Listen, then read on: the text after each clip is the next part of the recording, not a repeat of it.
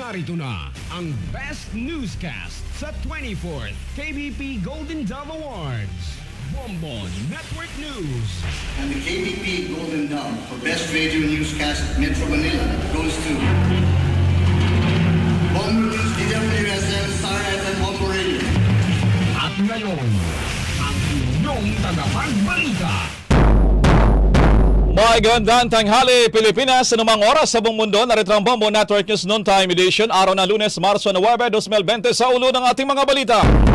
Ang Pangulong Duterte formal na dineklara ang pagsilalim sa Pilipinas sa State of Public Health Emergency, kasunod na rin ang kumpirmasyon na local transmission ng coronavirus. 5 mga bansa nagpatupad na rin ng travel ban laban sa Pilipinas. No-touch policy kay Pangulong Duterte patutupad ng Presidential Security Group, lalo na yung makikipagkamay, bawal muna. Mga Pilipino naman sa bansang Italia nagpanik buying din, kasunod na rin ang ipinatupad na lockdown. Mga pasahero naman na dumarating sa Kalibo Airport bumagsak ng halos 80%, lalo yung patungo naman ng Boracay. Ang PNP chief na si Gamboa na nakasurvive sa nangyaring pag-crash nitong chopper ay sinabi na walang nangyaring sabotahe ng pagbagsak naman ng Bell 429. Ang Department of Labor naman nakatagdang magpalabas ng advisory hinggil pa rin sa work from home sa gitna na rin ng paglaganap ng COVID-19. At sa ating sports balita, ang pinakamalaking sporting events sa bansa, ang palarong pambansa na ganapin sana sa buwan ng Mayo, sinuspindi na rin. Doon naman sa Baguio City, ang pinakasikat na panagbunga 2020, nakatakdang desisyonan kung muling matutuloy o kinaman ay masususpindi. At live via satellite mula pa rin sa Bombo News Center, Makati, nyo pa rin anchorman si Bombil Mar-Ar ngayon sa detalye ng ating mga balita. Coronavirus Update! Tuloy-tuloy pa rin ang pagdagdag ng bilang ng death toll o mga nasawi naman dahil pa rin sa coronavirus disease. Sa iba't ibang panig ng mundo na ngayon ay nasa 3,830 na. Pinakamarami pa rin sa mga bansang binawi ng buhay sa nakalipas na 24 oras ay nagmula sa Italia na umabot sa 133, kung saan nalagpasan pa ang bilang ng mainland China sa nakalipas na mga oras. Mula naman kaninang umaga, 25 ang nadagdag naman sa death toll mula sa ilang mga bansa. Umaabot naman sa 110,000 na mahigit ang kabuang bilang ng mga infected ng virus sa buong mundo. Hanggang nitong araw, magmula naman sa magsimulang pagbilang ng buwan na Disyembre.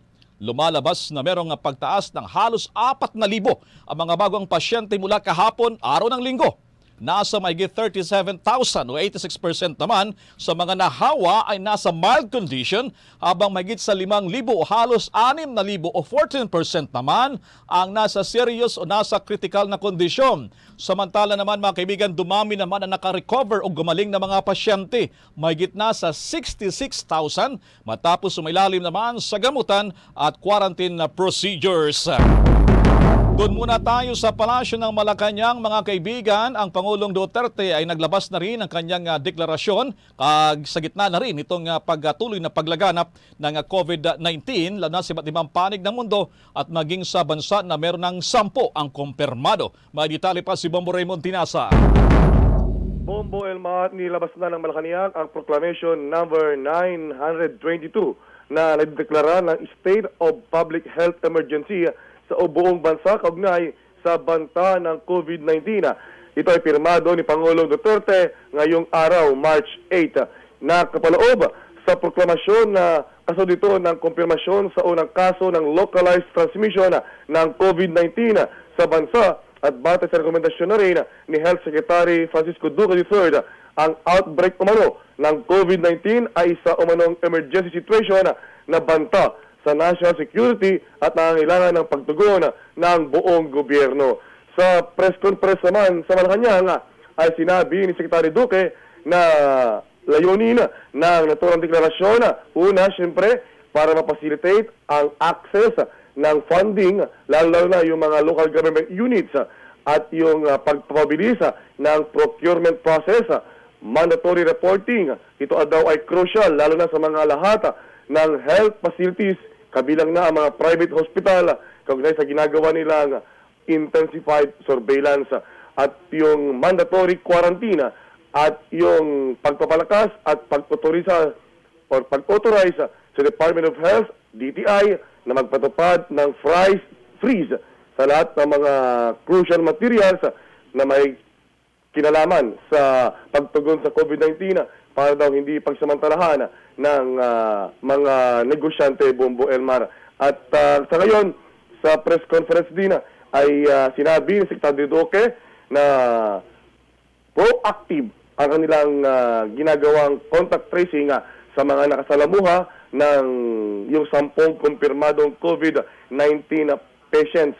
At yung mga daw nakasalamuhan nito ay hindi naman daw kailangan na magpasailalim sa laboratory test, bagkos magkaroon daw ng self-monitor at i-isolate lang yung sarili, lalo na sa trabaho, sa klase at sa mga taong lugar. Ito pang bangin na pahayag ni Secretary Duque.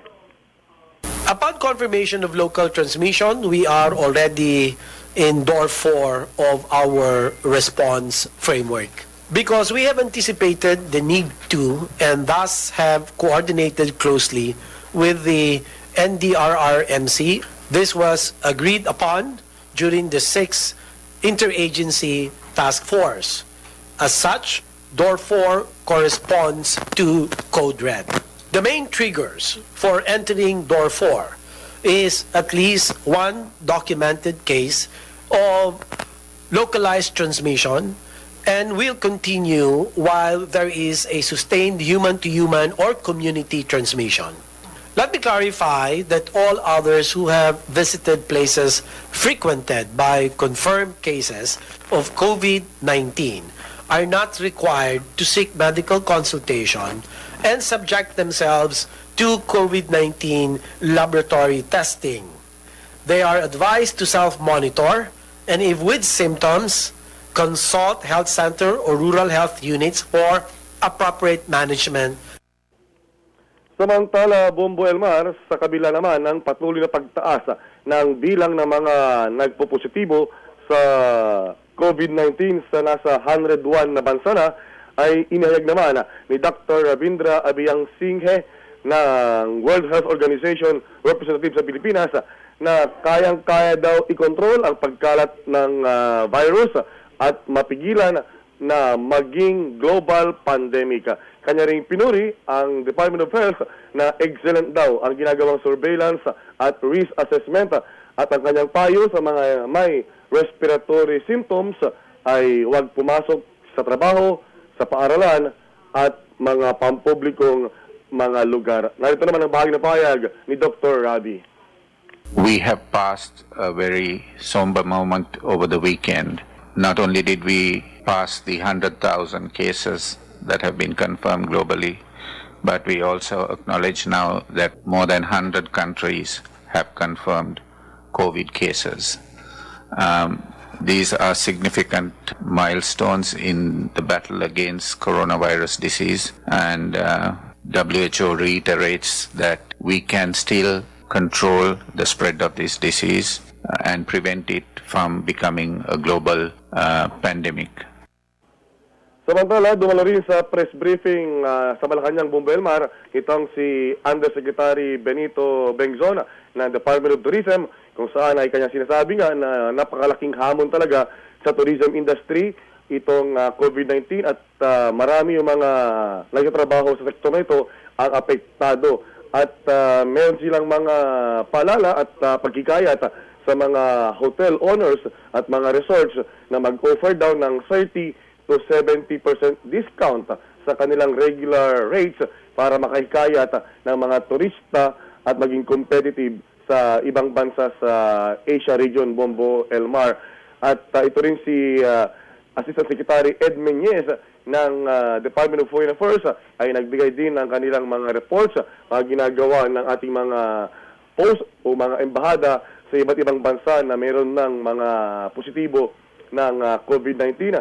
At yung mga sektor o yung Grand Princess cruise ship sa California naman na mayroong ang 529 crew members at may mga Pilipino doon, Bombo Elmar, ang kanilang pinakahuling impormasyon ay papayagan na yung disembarkation ng mga pasahero at uusad na o kaya pabalik sa karagatan yung naturang cruise ship at yung mga crew ay will remain on board at doon na daw sila mag-quarantine sa gitna ng karagatan Bombo Elmar. Pakiulit nga, Bombo Raymond, kasi mahigit 500 mga Filipino crew ang nandyan sa MV Grand Princess, nandyan nakahimpil sa karagatang sakop ng California o ibang estado. Nadagdagan ba yung 6, Bombo Raymond, doon sa unang nakumpirma ng WHO, Bombo Raymond, na kumpirmadong Pinoy? So far, ang sabi niya ay 6 na at 9 daw yung Pinoy na pasahero din doon sa cruise ship Bombo Elmar.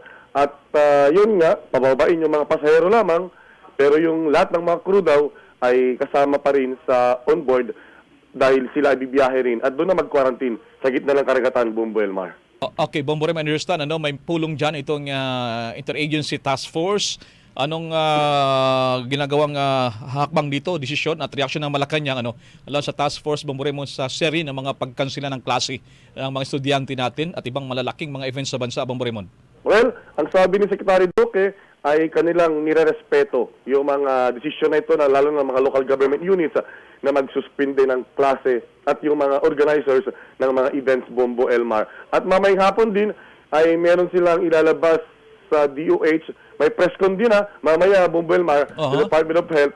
At sabi ni Secretary Duque, baka by 5 p.m. mamaya ay may document na ratipikahan ng mga protocols alinsunod sa Code Red Sub-Level 1 na ito ngayon na sitwasyon sa bansa.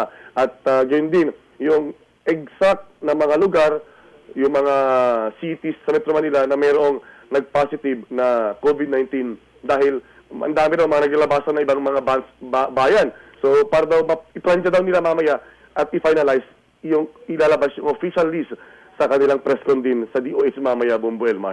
Briefly lang, Bombo Raymond, ang ibang mga bansa ay regular, mabilis yung pagbigay nilang informasyon. Anong diskarte dyan sa Malacanang, Bombo Raymond? At this point in time, ay mahalaga na bawat mga papasok na mga oras ay alam yung mga kababayan natin nangyayari sa ating bansa. Kung ilan na ba, saang lugar na ba yan, Bombo Raymond, baka mamaya nagbabiyahe ka, hindi mo alam, sa lugar mo pala ay deklarado na meron namang nakapitan dyan iba pa, Bombo Raymond. That's right. Alinsunod na nga itong nangyari na pagdeklara ng State of National Health Emergency Bombo Elmar ay obligado na even yung mga private institutions, mga hospitals na agad magdeklara, mag-anunsyo sa Department of Health para maisapubliko agad din yung mga kumbaga sinusurveillance at yung mga positive ng virus Bombo Elmar. Right, maraming salamat, Bombo Raymond. Anyway, baka mamaya mga size daw, hindi pa naman, kumbaga may abiso na lamang, baka si Pangulong Duterte raw ay magbigay ng kanyang national appearance at press conference sa loob ng Malacanang, kaugnay pa rin sa development na ito ng COVID-19, Bombo Elmar. Mula sa Malacanang, Bombo Raymond Tinasa nag-uulat para sa pambansang radyo ng Pilipinas, basta radyo, Bombo! Doon muna tayo sa lalawigan ng Pangasinan, mga kaibigan. Mahigit 200 dumalo sa isang okasyon doon na pinuntahan ng isang Australian national na nagpositibo rin sa COVID-19 ay patuloy pong minomonitor ngayon at ginan ay tracking ng ating mga otoridad. At may detalye ang Bombo Radyo Dagupan. Mahigpit ngayong minomonitor ng provincial government ang nasa 250 katao na kabilang sa dumalo sa reunion na pinuntahan ng Australia na nagpositibo sa COVID-19 na bumisita sa lalawigan ng Pangasinan. Ayon kay Pangasinan Governor Amado Pogi Espino III, nasa 250 katawang dumalo sa reunion. Base na rin sa registration ng mga dumalo sa okasyon na kanila ngayong minomonitor. Maging ang kaanak ng mga ito ay inaalam din nila kung nakakaranas ng mga sintomas ng sakit. Karamihan umano sa mga ito ay balikbayan nang iba ay nakabalik na rin ng ibang bansa. Marami rin umano sa mga ito ay empleyado ng provincial government na kabilang pa sa alumni ng naturang reunion. Sa ngayon ay ginagawa umano ng provincial government ang lahat katuwang ang Department of Health upang matrace ang lahat ng mga nakasalamuhan ng naturang biktima. Maging ang mga lugar na pinuntahan nito ay kanila ring inaalam. Lahat yun monitor yun. Even sa abroad Kasi kinokontak sila sa abroad. Lahat yung listahan ng matid. Pero hindi natin alam, baka yung iba, hindi nakapagpalista. That is the problem nga. Nabatid na ang naturang Australian ay dumalo sa kasal sa Maynila noong February 3. February 22 naman ang dumalo ito sa isang high school reunion sa Pangasinan at March 2 nang bumalik ng Sydney, Australia. Pero March 3 nang siya ay magpositibo sa COVID-19. Para sa Bombo Network News, mula rito sa Bombo Radio Dagupan, Bombo Justin Fantanilla Rosete nag-uulat para sa pambansang Radyo ng Pilipinas, consistent number 1 sa buong lalawigan ng Pangasinan. Basta Radyo, Bombo! Dumako muna tayo sa Department of Health. Makikumusta ka tayo sa mga lugar kaya nakakonfine itong 4 na panibagong kaso na kumpirmadong COVID-19 sa Pilipinas. Nandoon sa Maynila si Bombo Christian Yusores. Tama ka dyan, Bombo Elmar, pinangalanan na nga ng Department of Health ang mga lugar sa Pilipinas kung saan nagpositibo yung 4 na bagong kaso ng novel coronavirus disease. Sa inilabas na informasyon ng DOH, tinukoy ang pagkakakonfine ng 7 kaso sa Makati Medical Center. Ito yung 38 anyos na Taiwanese national na walang recent travel history pero nagkaroon ng close contact sa kanyang kababayan na bumisita sa Pilipinas at nagpositibo sa COVID-19 nang makauwi ng Taiwan. Yung 8 kaso naman na 32-year-old Pinoy na may travel record sa Japan ay na-confine daw sa St. Luke's Medical Center sa BGC, Taguig City. Habang 86-year-old American national na 9th case ay na-admit sa The Medical City sa Pasig City. Kinumpirma ni Marikina City Mayor Marcy Teodoro na residente ng kanyang lungsod ang Amerikanong natukoy na may travel history sa US at South Korea. Itinagtutos na ng alkalde ang disinfection ng buong syudad. Samantala, taga Quezon City naman ang 10 kaso na 57-year-old na lalaking Pinoy. Na-confine daw ito sa St. Luke's Medical Center sa QC. Una nang sinabi ng DOH na wala itong travel history pero nagkaroon din ng close contact sa isang COVID-19 patient. Sinabi naman ng QC local government na taga District 1 ng lungsod ang nasabing pasyente na ngayon patuloy ng binabantayan ang sitwasyon. Samantala, magtatagal pa hanggang March 14 itong isang cruise ship dumaong sa Manila South Harbor matapos ng arrestin ng Philippine Coast Guard at isang Pilipinong crew na nagkaroon ng second-degree burn sa braso at binti. Ayon kay Commodore Armand Balilo ng PCG, sa Sabado pa inaasahang aalis ang MV Quantum of the Seas dahil nasa ospital pa sa Maynila ang nasabing Pinoy crew na binigyan nila ng medical evacuation. Kahapon nga nang sumugol ang crew ng ating BRT Tumataha para asistihan ang nasabing Pinoy. Batay sa ulat, nasa buga ng steam ng boiler ang 26 anyos si Francis Bonzaco, isang engine cadet habang nagre-refill ng chemical. Pero alas 9 itong umaga nang ideklara ng Manila Doctors Hospital na stable na ang kondisyon ng nasabing Pinoy. Ay naman din sa Coast Guard, nilinaw nila na wala naman din kilalaman sa COVID-19 scare itong pagdaong ng nasabing cruise ship sa Maynila. At pero patuloy naman daw ang kanilang monitoring dito dahil batay sa ulat galing ng Singapore ang nasabing cruise ship, Bombo Elmar. Wala bang dyan, patient under investigation o kaya naman nagpakita ng sintomas sa barko na yan na isa sa pinakamalaking barko sa buong mundo, Bombo Chris, na nakahimpil ngayon dyan sa lungsod ng Maynila? Patuloy na kino-coordinate ng PCG sa DOH dahil galing nga ng Singapore itong barko na ito at dahil din naman na hanggang Sabado pa magtatagal yung cruise ship ay sisikapin daw nila na walang kahit isang crew ng barko ang makalalabas maliban na lamang doon sa Pinoy nga na binigyan nila ng medical evacuation, Bombo Elmar. Alright, abangan natin ng press conference mamaya. Baka pa mga latest pang mga development ang Department of Health dyan sa lungsod ng Manila. Maraming salamat, Bombo Chris. Maraming salamat mula sa lungsod ng Maynila, Bombo Chris Torres, nag-uulat para sa Pambansang Radyo ng Pilipinas, Basta Radio, Bombo. Mga kaibigan, 19 minutos na po nakalipas ng alas 12 ng katanghalian. Ang bansang Italy, mga kaibigan, may 300 katao na ang patay dyan. Mga kwento ng ilan nating kababayan doon kung saan ngay nilagay na sa lockdown yung maraming lugar sa naturang ng mga bansa. At may nakong impormasyon dito ang Bombo Radyo Lawag. Nagpanik buying ang mga Pilipino at mga iba pang lahim matapos ipinatupad ang lockdown sa buong rehiyon ng Lombardy. Sa ulat ni Bombo International Correspondent Demetrio Bong Rafanan ng Rome, Italy, bumili ang mga tao ng mga pangunahing kailangan dahil sa lockdown kung saan pinagbabawalan ang mga tao na makapasok sa nasabing lugar. Unang ipinatupad na magsara ang mga bar at restaurant sa oras ng alas 6 ng hapon at para sa lahat ng oras ay dapat siguraduhin ang distansya ng mga tao na hindi bababa sa 1 metro. Bar at restaurant ay kailangan magsara sa oras na alas 6 ng hapon at para sa lahat ng oras ay dapat isigurado na ang mga distansya ng mga bawat tao ay hindi bababa sa 1 metro. Ang bahagi ng ulat ni Bombo International Correspondent Demetrio Rafanan ng Rome, Italy. Sinabi pa ni Rafanan na ang mga may lagnat ay dapat manatili sa bahay habang ang mga nasa loob ng quarantine ay pinagbabawalang lumabas at nanatiling sarado ang mga eskwelahan. Dagdag niya, numapala si Prime Minister Giuseppe Conte sa mga mamamayan ang pagiging alerto at para sa mga nagtatrabaho. Yan ang balita mula dito sa Bombo Radyo Lawag para sa Bombo Network News. Bombo Rani Durilag nag-uulat para sa pambansang radyo ng Pilipinas at consistent overall number 1 dito sa Ilocos Norte, Basta Radyo. Bombo! Abangan din ang detalye mga kaibigan, ang deklarasyon na hindi na matutuloy o kansilado muna ang palarong pambansa. At ang kwento naman na nakasurvive sa chopper crash na si PNP Chief Gamboa.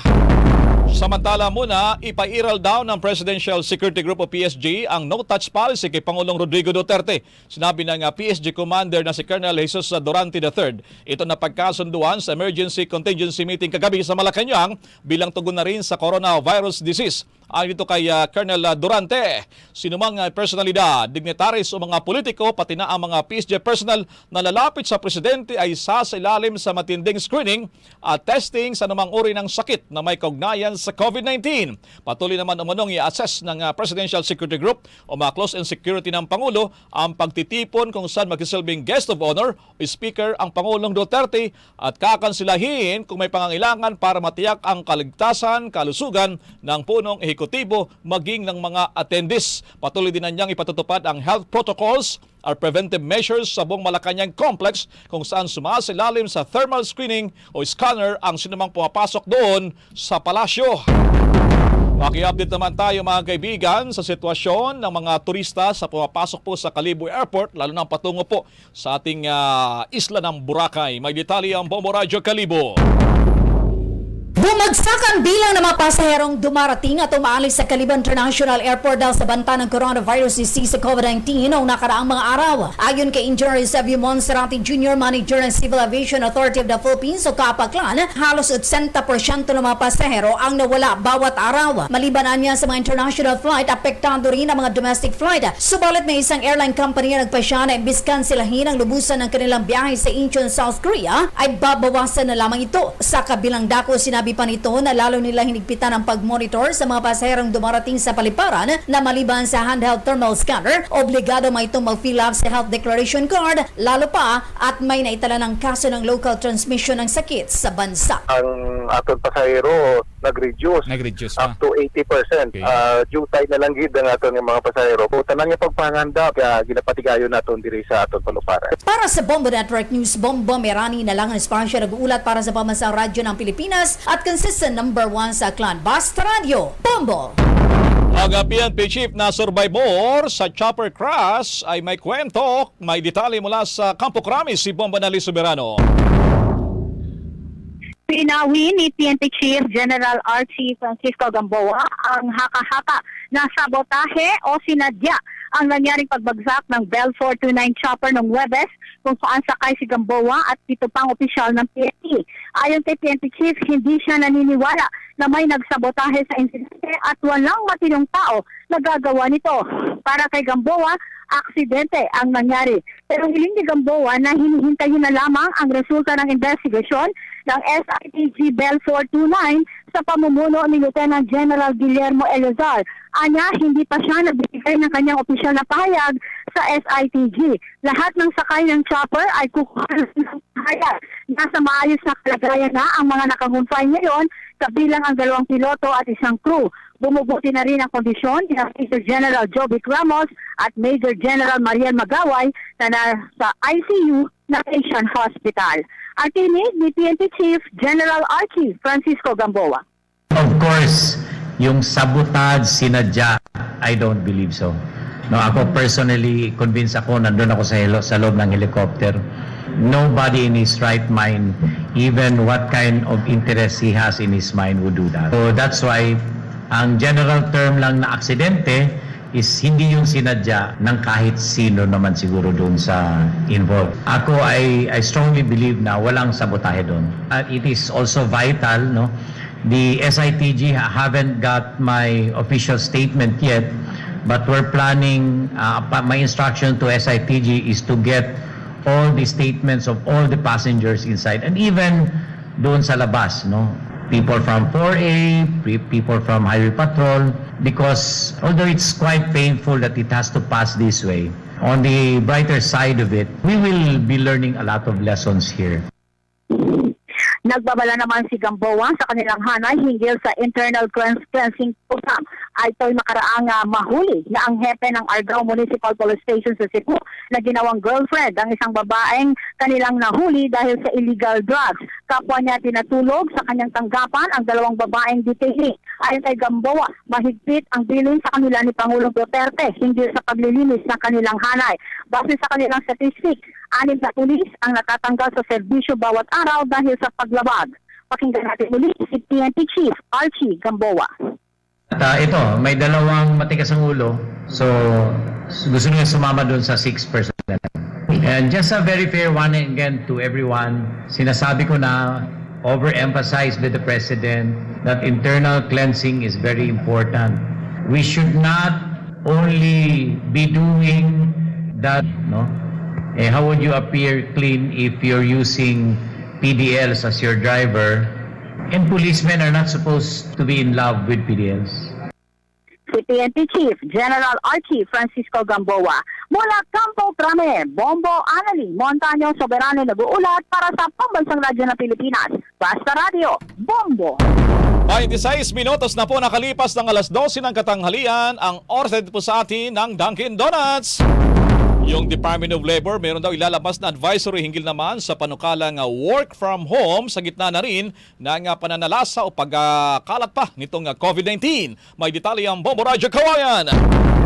Nagpalabas na ng advisory ang Department of Labor and Employment o DOLE na pag-usapan ng mga employer at kanilang mga manggagawa ang pagpapatupad sa Telecommunicating Act o Work from Home Law para gawin ang mga trabaho sa bahay ng mga empleyado. Layunin nito na maiwasan ang panganib ng coronavirus disease o COVID-19. Sa naging panayam ng Bombo Radyo Kawayan, sinabi ni Labor Secretary Silvestre Bello III na dapat pag-usapan din ng mga employer at empleyado na gawing flexible ang oras at gawin na lamang na 4 na araw kada linggo ang trabaho. Ayon pa kay Kalimbello, dahil hindi compulsory ang pagpapatupad sa nasabing probisyon ng work from home law, ay suggestion at recommendation lang ang pwede nilang gawin. Yun ang advisory namin yun. Pag-usapan na nila. Kasi may batas na ganyan na pwedeng gawin sa bahay mo yung trabaho na pwede mong magawa. Ngayon, ang problema lang sa batas na yan, hindi compulsory Ginawang consensus yan. Ibig sabihin, kung magkaroon ng telecommuting arrangement, dapat nag-agree ang employee at saka employer. Para sa Bombo Network News, Bombo Jenny Castro nagulat para sa Pambansang Radyo ng Pilipinas, consistent overall number 1 radio station sa Isabela, Basta Radio, Bombo!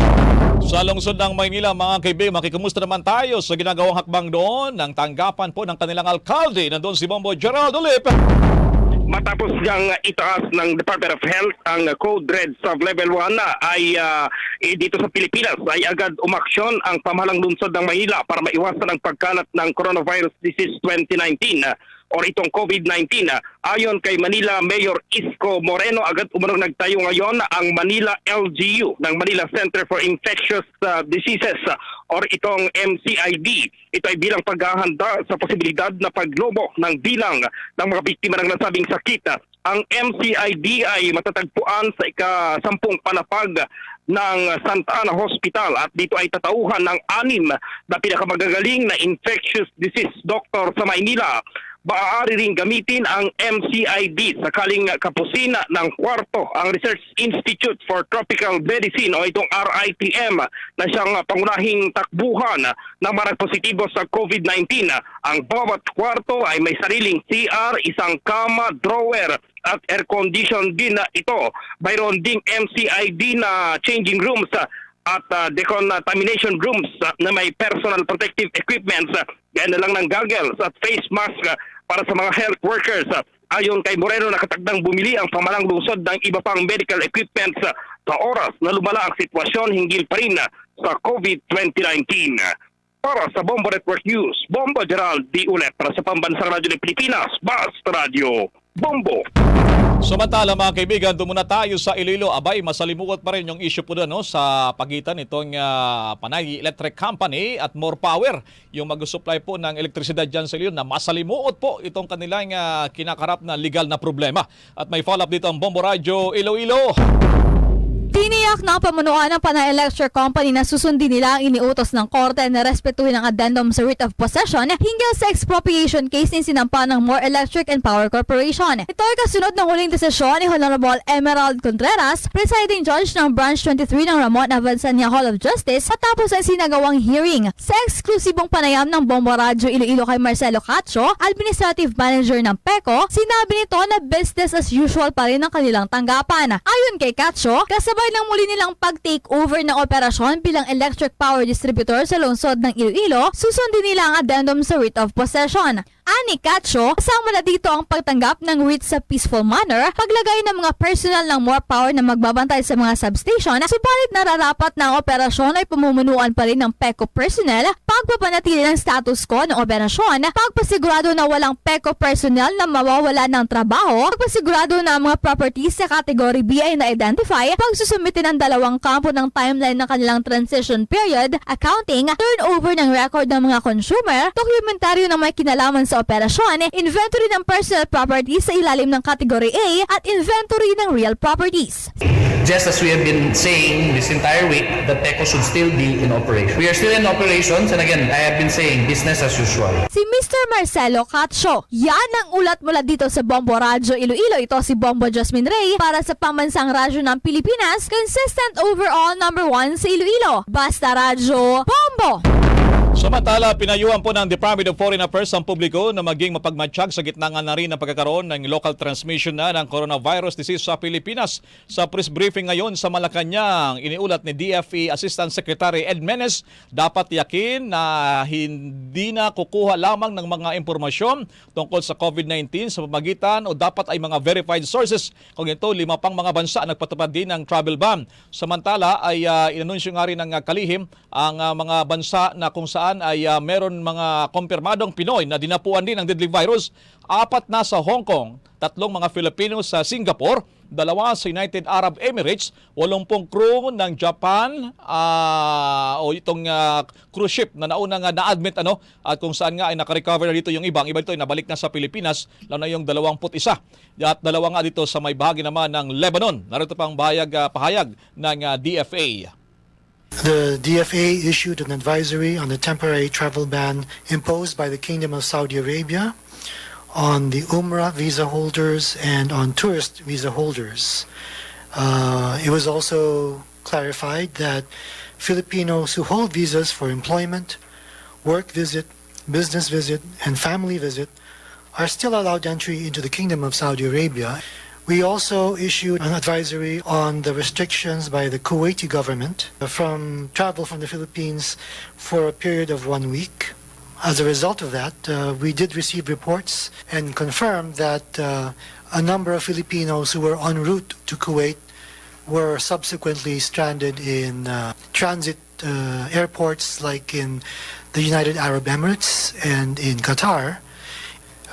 We also received information and released an advisory on travel to certain areas in Israel because both the Palestinian Authority and the government of Israel restricted travel or the entry of all tourists into the West Bank, including Bethlehem and Jericho.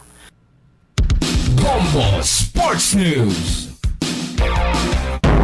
Inirekomenda ngayon ng Marikina Mayor Marcelino Chodoro ang mapagsuspindi ng palarong pambansa na gaganapin naman sa buwan ng Mayo. Ang hakbang ng lungsod ng Marikina ay bunsod na rin ang pangamba sa deadly virus. Bago ito ay sinuspindi na rin ng DepEd ang lahat ng naunang itinakdang national at regional events ng mga estudyante sa iba't ibang lugar sa bansa tulad ng regional athletic meets. Ang issue sa palarong pambansa sa buwan ng May o Mayo ay niyatang na sana ng DepEd sa edisyon ng Palaro Board. Una rito, kinumpirma rin ng Department of Health ang pagkakaroon ng local transmission ng COVID nga sa Pilipinas. Ang palarong pambansa na nilalahukan ng lahat ng reyon mula sa elementary at high school ay malaga sa DepEd at Philippine Sports Commission dahil kadalasan dito nakakadiskubre ang Pilipinas ng mga potential na atleta para maging national athletes na magdadala ng bandila ng Pilipinas sa mga susunod na henerasyon.